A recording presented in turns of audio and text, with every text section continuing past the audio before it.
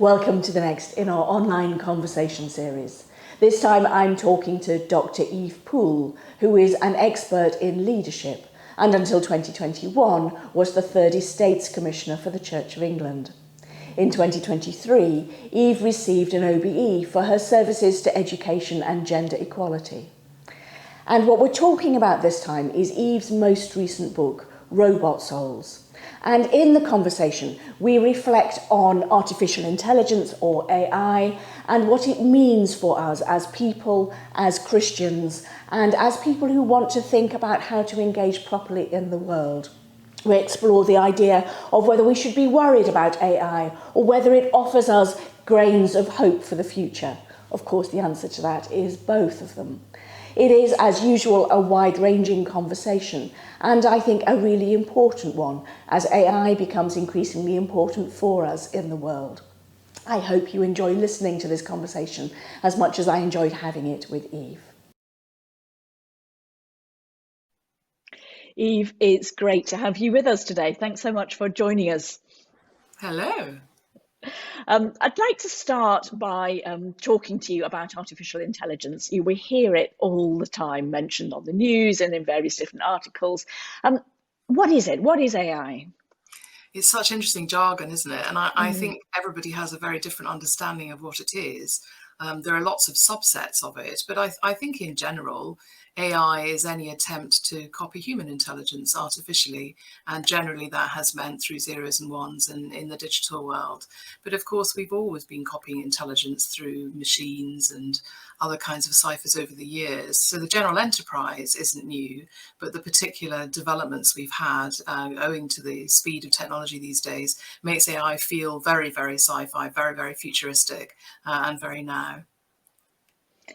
And when we read, I've read loads of articles on it, which seem to tell me that I ought to be utterly terrified that the future is robot, and it's going to affect everything.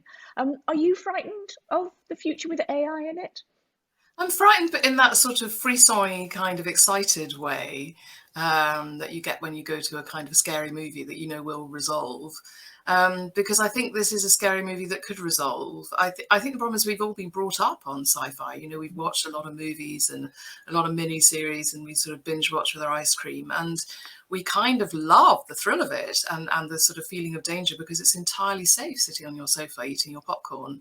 And I think what's a bit terrifying about this for people is all of a sudden that stuff has kind of come into your pocket through things like ChatGPT. And it feels a lot more real than it ever has before. And because we're used to it being entertainment, suddenly it doesn't feel like entertainment anymore. So I think there's quite a lot of processing going on to try and figure out, well, normally, you know, the goodies win. You know, what's happening? Will that be the case? So in some ways, we're just freaking ourselves out because we've seen so many potential future scenarios through all these lovely sci-fi plots. But, you know, they also warn us about how this could go if we don't make the right choices now. And so I love the idea of, in a way, we've always had machines that do what humans can do. Immediately you said that, I went, oh yeah, we like a washing machine, don't we? You know, that's a machine that we like that can do what humans can do. But in a way, AI takes us into a different kind of realm. What do machines and their ability to do what humans can do tell us about who humans are? There's in your book, when you're talking about robot souls, I think you're touching on this area of actually what is human and how does AI actually intersect with what is really human? It's such a good question because I think that's where we've slightly lost the plot on this because just to do a bit of sort of ancient history, we're talking about machines there, and we have had a noble tradition of using machines to replicate human capabilities, whether it's about just tools to extend our capabilities or whether it is actually machinery by way of prosthetics or machines that just make our lives easier, like the washing machine. We're kind of used to copying the physical ways that we operate in a variety of ways, but we have stopped short of copying our bodies exactly because of all of our red lines about ethics and particularly what we've learned from that all going really badly wrong through eugenics. So again, what's interesting is because it's too difficult ethically to copy bodies, even though we have a fair go at that through, various means therapeutically in trying to figure out how we can use stem cells and all kinds of stuff and gene therapies. Instead, we've kind of migrated the effort to copying brains, copying minds, copying intelligence, partly because, through the Enlightenment, we have become highly rational, and that seems to be the thing we prize over and above our bodies, really. And I mean, you've written a lot about this, but it's interesting being situated in a very incarnational faith where God chose a human body. It's quite non-trivial that the body is part of our being made in the image of and sanctified by God's choices in that regard. But the emphasis in AI has been on copying thought, not copying physicality.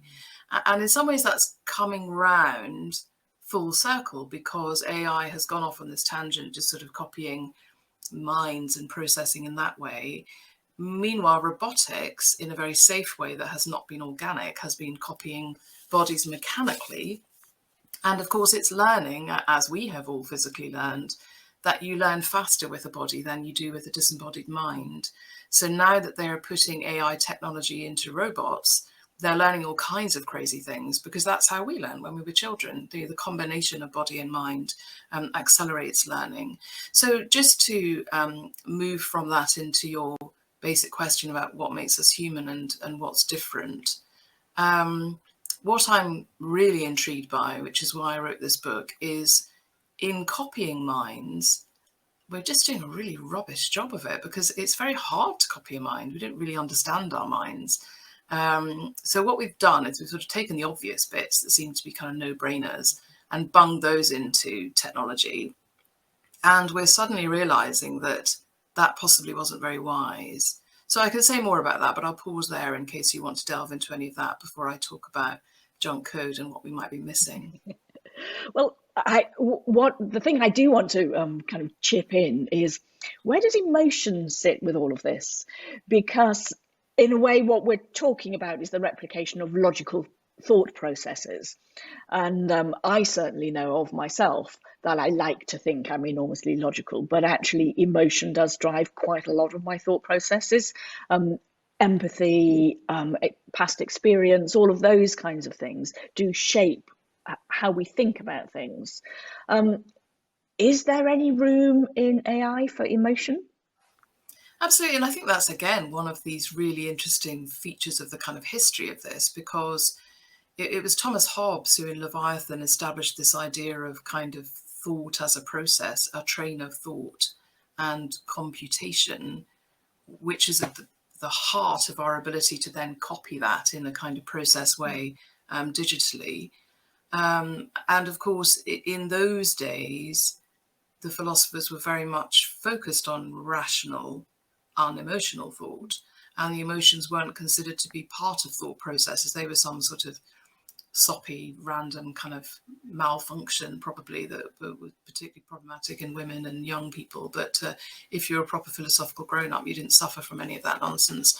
And of course, over the years, we have appreciated that the role of emotions in rational decision making is very crucial and is often the safeguard that stops us making bad decisions. So I think in terms of copying vanilla thought processes these days, we would be trying to factor emotions into that.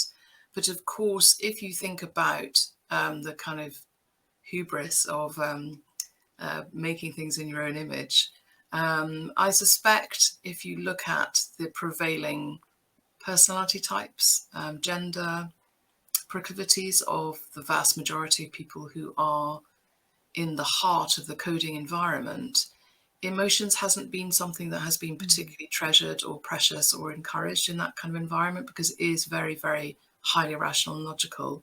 And of course, if you're trying to reduce everything to ones and zeros, emotions seem to not really fit that kind of way of thinking. So in my analysis of what's missing, even though we're trying now with care bots to kind of retrofit fake emotions so that we like care bots more, buy more of them, I suppose, I think we've forgotten why we have emotions. And again, for me, they're absolutely core to our own design in terms of stopping us kind of going rogue in the way that everyone is worried about the control problem and the alignment of AI with human values. Well, as soon as you give your species free will, you have that problem, which is how on earth you're going to keep this wayward creation on track.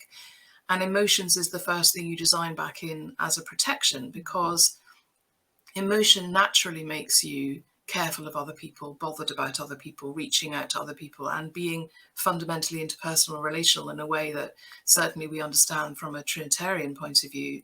And that keeps you through safety in numbers together as a species, and it keeps you nurturing and protecting species through thick or thin, which again is really important for your species flourishing and survival. So emotions, apart from just being kind of really normal thing that we all feel, even if it is rather complex to try and figure out how you would code it into a robot, is just such a core part of our operating system. It seems bizarre that you could have some artificial intelligence without it. And the other thing you said that kind of tantalized me and I wanted to ask you more about was the thing that makes us human is being created in the image of God. Could we create a robot in the image of God? Well, yes, we could. And I mean, this gets back to your sort of take on the parables and whether you think the parables were designed to sort of conceal or reveal. And I play around in the book with this idea of junk code, because that's a rather similar concept. They say that junk code is either code that's in a kind of string of code and you're not quite sure why it's there, but it might be sort of secret source, so you better not take it out just in case it crashes the whole thing. Or junk code is sometimes put in by coders to obfuscate, so it's harder for you to copy the secret source. So it ends up being sort of camouflage. So whether you think junk code is one or the other, the thing that's fascinating about humans is that we don't really know very much about our own design, actually. Particularly now, we're hell-bent on just taking out the really kind of obvious bits and coding them in and ignoring everything else, because it's when you start taking those rather more mysterious bits like emotions and everything else more seriously, you start realizing that they are probably the hallmarks of soul. So if we're trying to get back to the black box of our own design, they are probably more at the heart of it than our ability to, play chess and solve equations. So that's the thing I explore in my book, really, is trying to say, well, all that forgotten stuff, all that junk code, all that stuff you've left on the floor because it's too complicated and disputed, that's the stuff. That's why we're here and that's why we're special. And when you look at it in the round, you can see why it's there, because it is very much part of this designed to help us flourish in creation and with each other. And if those things aren't there, then the species is in serious trouble, and therefore the robots will be in serious trouble. And that kind of touches we've been kind of working our way around the question of what a soul is. So I feel we're ready now to ask that question, which I ask knowing fully how tricky the question is. So allow me to bowl it to you and go. So Eve, tell me what a soul is. Well, let me tell you a bit about what people think the soul is. Yeah. And this very much depends on your worldview. So if you have a secular worldview and you don't particularly believe in a kind of external creator like a god or something, you tend to conflate the soul with consciousness. And consciousness is something that seems to be not solely human, but very particularly human. And the sort of best analysis I've seen of that kind of view is probably Nagel's work on what is it like to be a bat. And he says, we don't really know what the inner life of a bat is, but there's probably such a thing as batness. They probably feel battish. And given that they have that sense of self, that seems to be consciousness. And that's probably why amongst the animal kingdom, we tend to award animals rights, because we think they're conscious in some way. And we relate to them rather differently than we do to a table or a chair or something. But we can't really get much further than that, because my consciousness is probably not your consciousness. And while it will have some family similarities, my own sense of self is my own sense of self. So it's fairly impenetrable. So that's an interesting view, because on that view, of course, a robot could have a soul, because if a robot was advanced enough to have a sense of self, which again, some of the more elaborate ones are already certainly claiming, then if you've got batness, then you could have robotness. And it wouldn't be like being Eve or being Paula, but it would be a sense of self. So there's that, which is, if soul is actually a word for consciousness, and it's essentially about processing and a lived experience, then anything that can articulate that can have it. And that gets quite tricky because, again, in the secular world, where an awful lot of this sort of AI design is coming from, there is a view that consciousness sort of emerged when we became complex, when our brains got a bit complex. They needed a kind of ability to kind of hover above themselves in order to help with the processing. And also when we got upright and more physical and more mobile, we needed to suck in the data we can get through consciousness, through our senses, to help us flourish as a creation. And therefore it's a kind of processing thing, consciousness, and therefore this version of soul being able to make meaning. So when people talk about spirituality in the secular sense, that's often what they're meaning, that they're talking about meaning making, and that would be a sort of processing. So if you don't have a sense of God or that we're special or anything, then of course, over time, as AI gets more complex, it will have to evolve consciousness as a way of coping with its own processing, and therefore will probably be able to meaning make and claim robotness.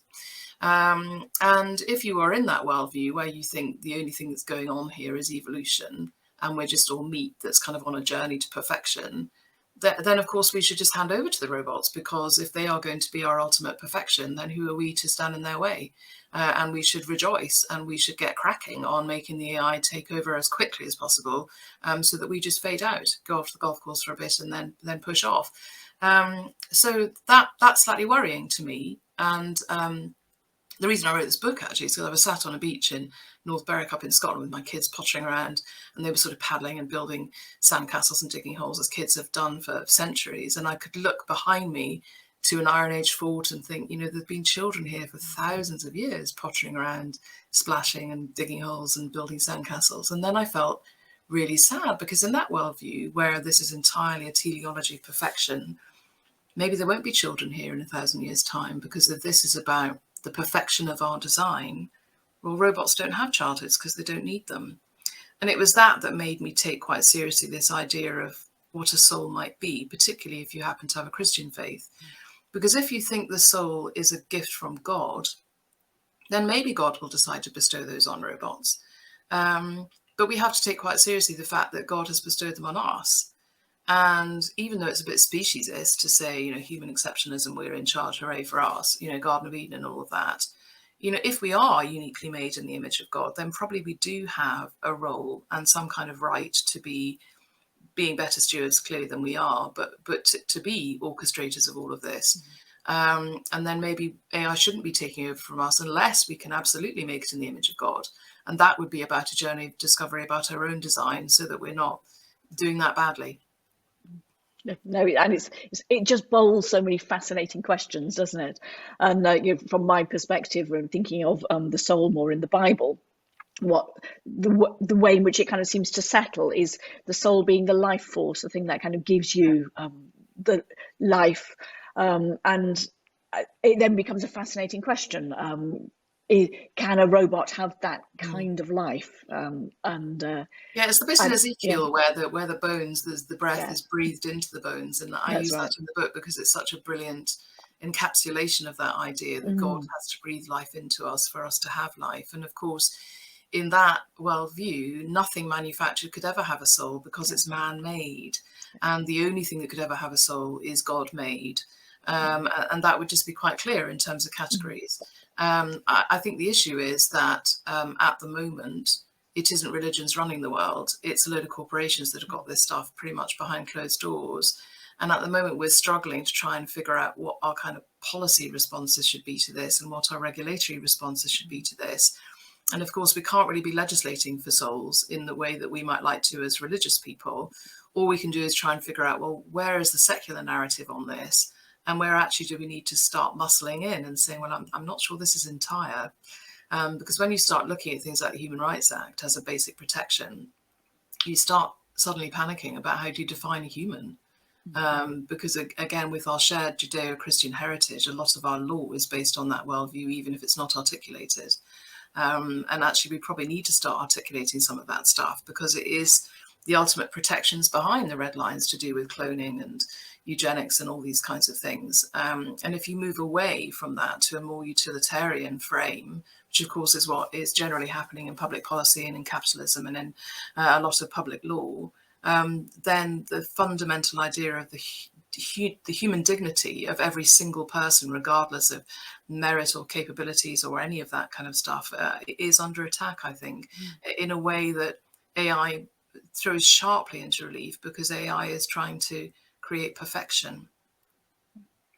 So since you touched on government policy, I think it's a really interesting one. So imagine we enter a world in which Eve has a magic wand and can wave it and say, let it be so.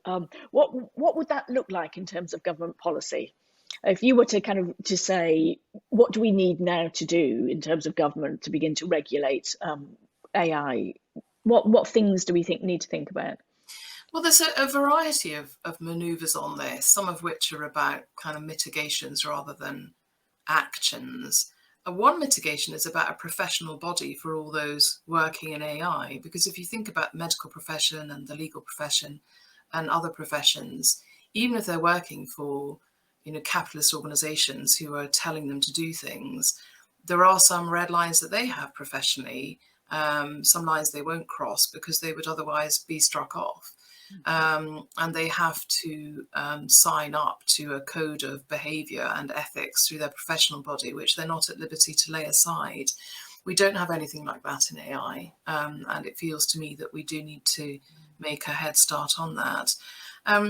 The government have just produced an interim report about regulation, and it's quite interesting to compare it to what's happening compared to the European legislation that is being drafted and coming out shortly.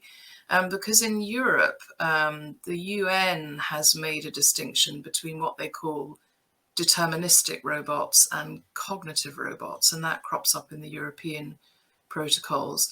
So deterministic robots are essentially the kind of mechanized things that you would be familiar with, and they are kind of programmed, and they're sort of more black boxy. They don't have much leeway. They're as good as their programming.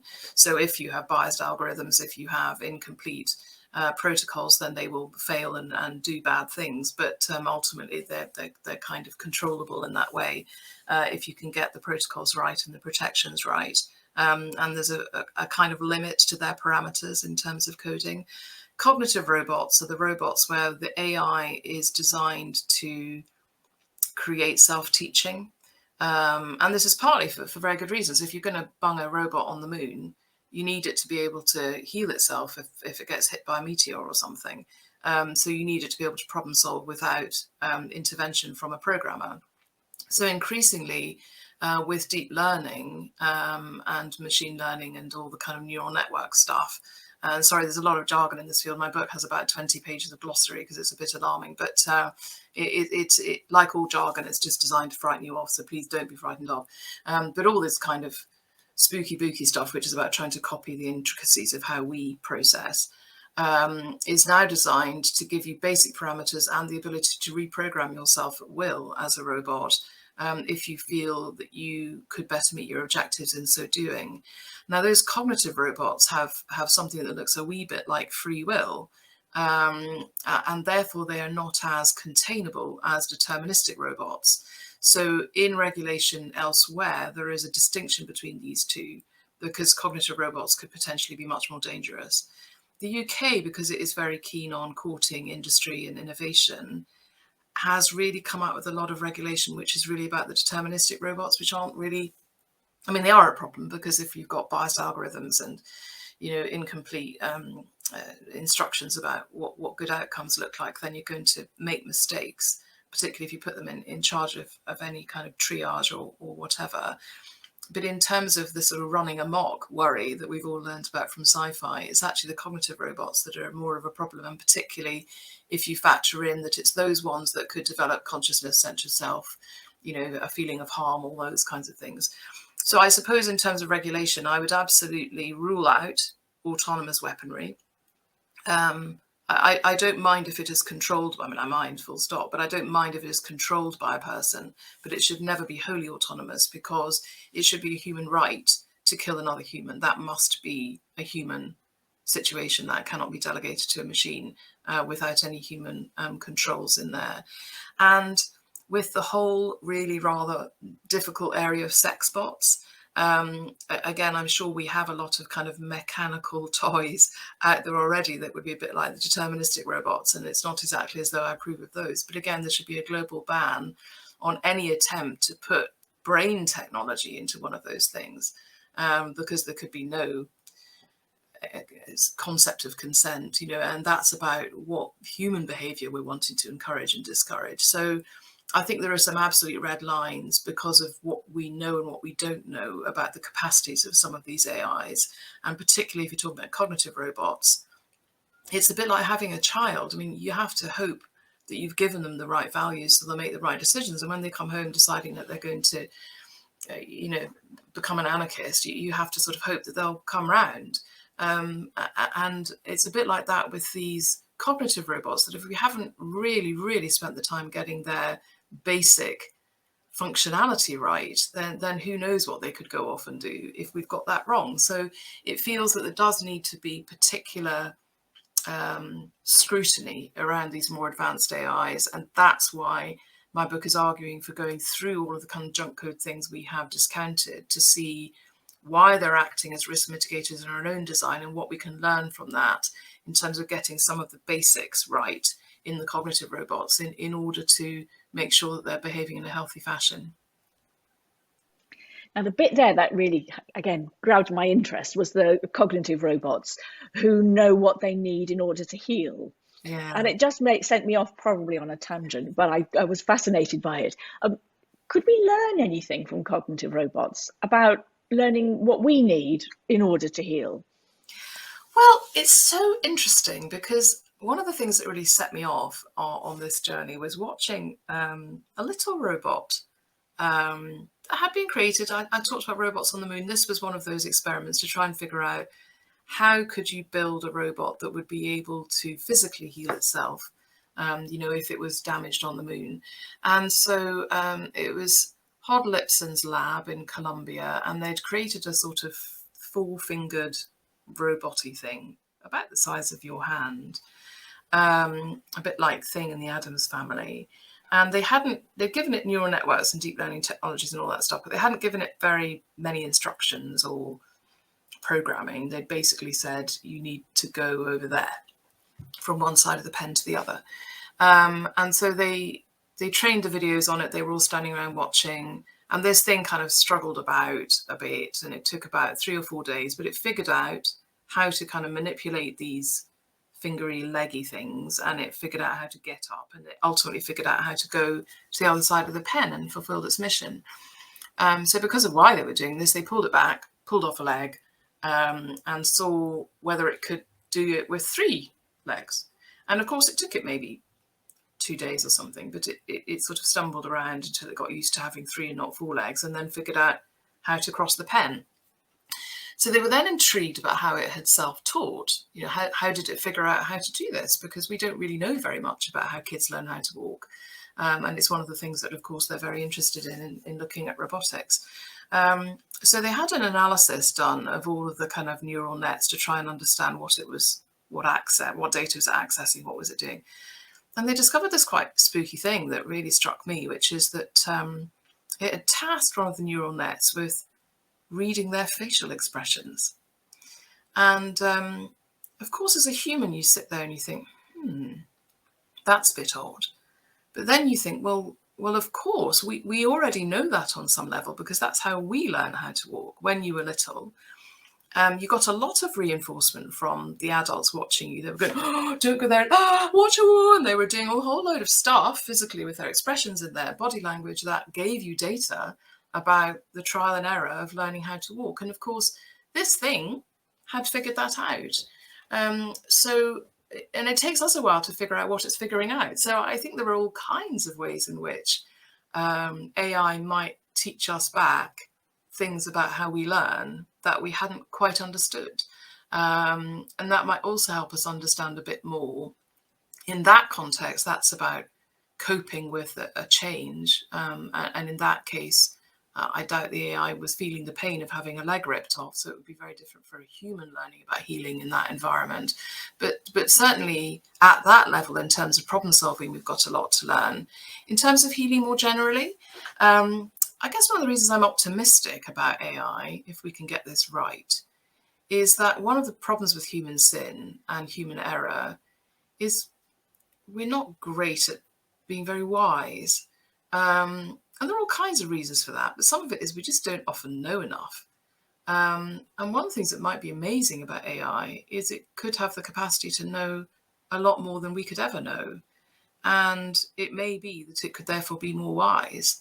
So again, in terms of healing, there may be some wisdom in there that we're not able to access because we don't have that kind of overview, which again sounds a bit spooky and godlike, but it is about the capacity to sort of access community wisdom in a way that we currently do through storytelling and wise elders and faith traditions and all those kinds of things. But AI might be able to help us with that too. One of the things that a lot of us will have encountered, much as we might like a little handy thing that's a robot, most of us aren't going to get one in the near future, are we? But we all have access to ChatGPT, GPT, which has been going around the internet in all sorts of different ways. And I'd just like to talk about that a little bit now. Can you just begin by telling us what it is for people who haven't had the joy of going and finding it? And then we'll have a think about what it might say to us about writing and things. Well, a bit of homework from this session for all of you is to have a go at it. So ChatGPT is what they call a large language model. And it is an AI.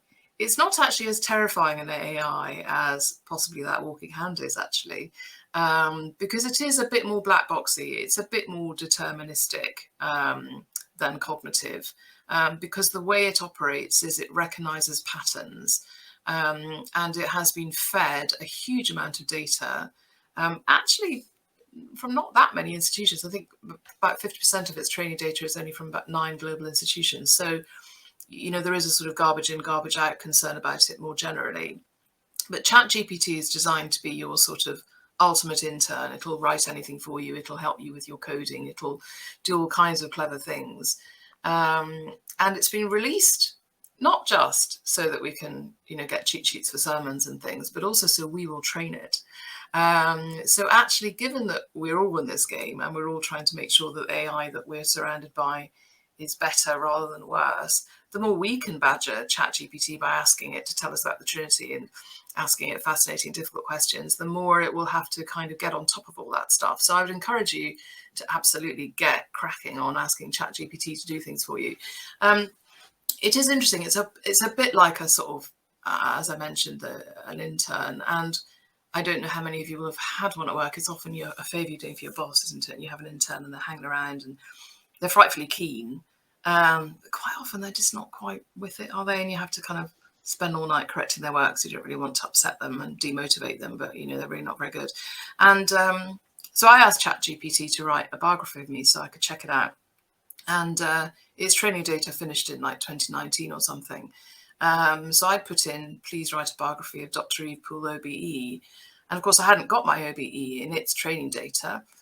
So it just made up this terrific story about how totally fabulous I was, and world peace and the UN, and it was really exciting. But of course, entirely a fantasy. But in the same sort of way that an intern would be trying not to be caught out and looking rubbish, would be trying to please you, because that's part of the program is complete the exam, complete the question. So again, ChatGPT will sometimes tell you it doesn't know and it can't do it, but more often than not, it'll just lie. I had it summarize some of my books again so I could see how it does that. It's a really good exercise to get it to do something you're familiar with, because it is quite reassuring. You can see the richness and how you might use these kinds of tools, but also their limits. So in my books, I tend to structure things because I understand about human minds and that we like 7s and 9s and 3s and boxes and all those kinds of things. But for ChatGPT, it's just a string of words, and it's kind of looking at repeats and emphasis, and it's kind of summarizing on that basis rather than seeing the shape and the meaning that a human would. So it is, I think, going to be very useful to people in a limited way. It'll get better the more we all train it up, of course. And you can immediately see when you use it why there is huge consternation about what that might mean for jobs.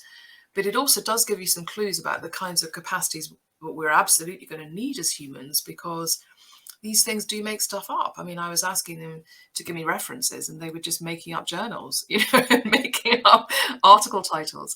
But there was enough of a grain of truth in there that I could find what they meant, because I'm a human and I can kind of be critical. So all of that great training that we've had in the humanities about looking at two different fabulous professors' books and being able to critique them, it may look like truth, and you need the level of sophistication that humans have to figure out whether it is truth or not. I read an article when Chat and GPT first came out about a lecturer who had set as an assignment for her students. She got the Chat GPT to write an essay, and then she got the students to mark it. And I thought that was really clever, because it's about recognizing both the shortcomings as well as the kind of the skill of what it's doing. Absolutely. Do you reckon if you went to church and somebody had written a sermon completely through Chat GPT, would you notice? I'm not sure. And again, this is going on a lot.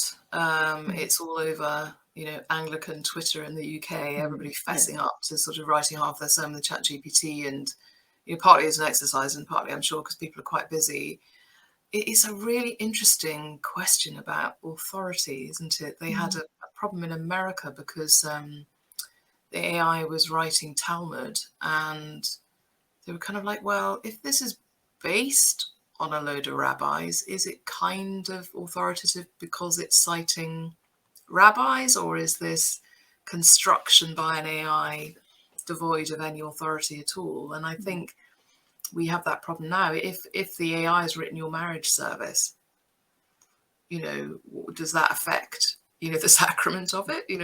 What does that mean? And I think this is a very new space for people, because it gets to the heart of what do words mean, and who is creating words in any context. I mean, when you say the liturgy, those words have been written down for you by someone else anyway, and we've sort of assumed that they're fine because they're authoritative, in a way that we're now worrying that ChatGPT isn't authoritative. So a prayer by ChatGPT, does that, what does that mean? And again, it's a really live and good question, because we all have to try and get in touch with what we think authority is. Who do we believe and why? Can these things be useful? And I think that's what's happening up and down the country at the moment, and globally, where people are using ChatGPT and then having a bit of a worry about, well, that's not really me, in the same way that we can use AI to do music and to do pictures. Of course, sometimes those things are very beautiful and kind of work on many levels. But we tend to wander around art galleries and read literature because we have the ghosts of the creators in the room with us. In a way, it's hard to have with ChatGPT, because it's the ghosts of millions of creators and bits of creators all around the web, and therefore a lot of creators who were never on the web and are missed out. And a sermon on a good day, I'm not claiming that this is on every sermon, but on a good day, it feels as though the Spirit is speaking to the church. And when you get it right, you are the mouthpiece of the Spirit speaking to the church. And it does make you wonder, doesn't it? Could the Spirit speak through ChatGPT? I'm quite intrigued by how we think about aliens in this regard. So if an alien pitched up to one of your sermons, was sat there in the nave of St. Paul's looking all kind of green and weird, what's our response to that? Do we say, well, clearly God made the aliens as well, because, God made everything? It may be that the alien was made by another alien in some way we don't particularly understand, and therefore is alien made, not God made. It starts getting into these really, really interesting questions for all of us about what do we think we're up to as a species? How are we relating to other kinds of species and other kinds of non-species like rocks in the natural world? And what does that mean for how we should be relating to other parties, whether we understand how they were made and where they've come from or not? And I think it is such an interesting question, because there has been an absolute assumption in our thinking that if you're manufactured, there's a categorical difference between something that is essentially organic and made by God and something which isn't and has been made by man. That as soon as you factor in other kinds of thing that we haven't yet met, that could be made by some other circumstance, then it starts throwing all of those binaries into the air. And unless God sent a note and said, "This is my beloved son," we would have to puzzle that out. And therefore, I think, given that, the increases in our understanding of the universe and the galaxies and the whole shebang, it's not entirely unlikely that there may be some other kinds of forms of life, either currently or having existed in the past. And we may need to try and understand these kinds of existential matters about, is our species at this moment on Earth unique, special, precious, and does that matter? And of course, to me as a Christian, it matters very much indeed, which is why I've written this book, because I think we need to have a stop and a think about it, because this may be our moment. It may be a moment in the universe's time and history that is incredibly precious and special, and we need to not squander that moment. Absolutely, and I think that's why I have really enjoyed thinking it through with you and reading your book. That kind of sense that, in a way, this causes us to ask the questions I want to ask. Who am I? What does it mean for me to be human? How do I relate to God? Where's the space of spirit, the Holy Spirit, in the way in which I engage with life? And on and on and on. But it's almost as though AI kind of draws us back constantly to the big questions that we need to be asking anyway. And it feels, if you want to look at this kind of in a more optimistic view than often it's portrayed, this is the big push for us to begin as Christians to ask the really significant questions. Even if we can't give all the answers, but asking the questions seems to me to be really important. Yeah, and I think the thing that really struck me about this enterprise was that my conclusion was that in order to believe in humans, you have to believe in God. And that's a habit we've lost. The faith communities are all busy doing that, but in terms of our secular lives and the environments that most of this AI is operating in, that's not a worldview that has huge traction. But if you want to argue that there is anything at all special about humans, when the chips are down and you end up having to talk about things like soul that we haven't been talking about at all for years, you realize that's it. That's our particularity, that we're made by God in God's image. And actually, that's really important.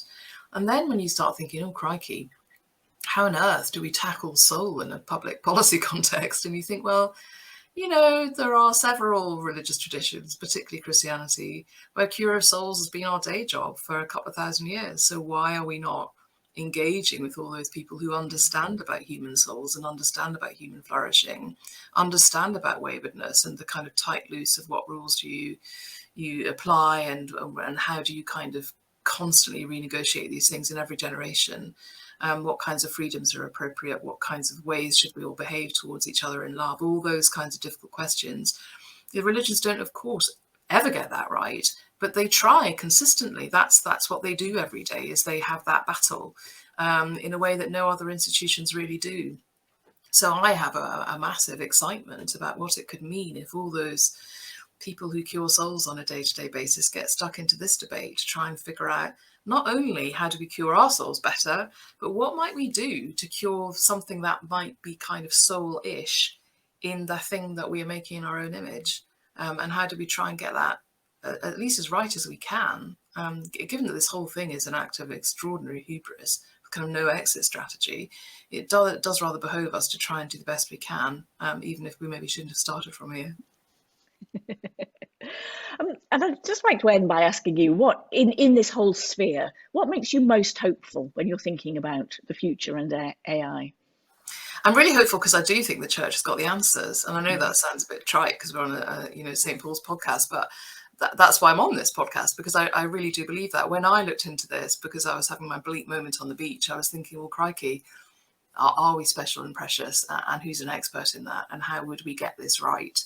It is all the philosophers and the theologians that actually know how to help, and we've been, sidelined in all kinds of areas of life for many generations now, really.